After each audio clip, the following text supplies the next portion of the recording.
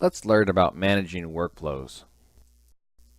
We are going to establish workflows that will equip our users to capture information or access information relevant to their responsibilities. This diagram illustrates an example of basic workflows for the two primary methods of work order initiation to completion.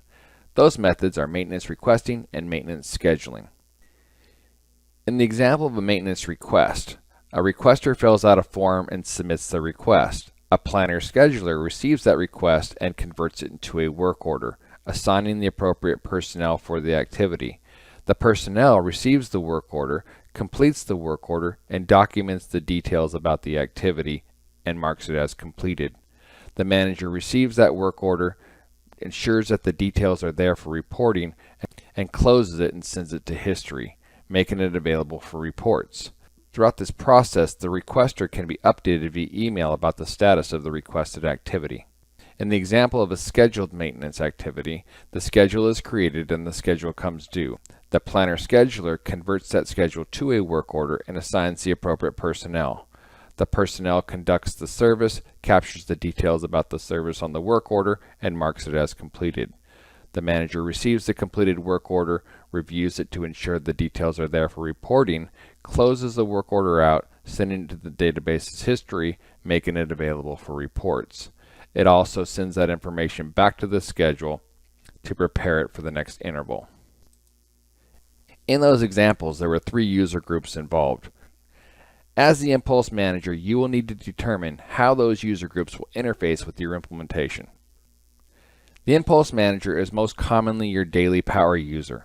They will manage the interface to support the workflows for those user groups.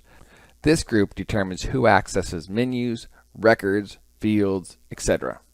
They manage work orders. They are often the planner schedulers who receive and manage maintenance requests and also manage the maintenance schedules. Typically, they are managing your spare parts inventory, and almost always they're the ones running management reports. The second group involved in that process was the maintenance engineer, or your technicians. They will log into MPulse, they will find and complete the work orders they're assigned to. They will also likely need to create work orders completed for unassigned activities, or what we refer to as, oh by the way, maintenance. And the third group involved in that process were your maintenance requesters. This group essentially needs to access a maintenance form, fill it out and submit it, and check the status of the requested activity. Once we have controlled the workflow to ensure that the users are equipped for success, it becomes routine.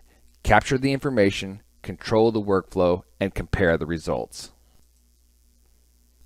For questions about this topic or any other topic, feel free to email us at support@mpulsesoftware.com or call us at 800-944-1796.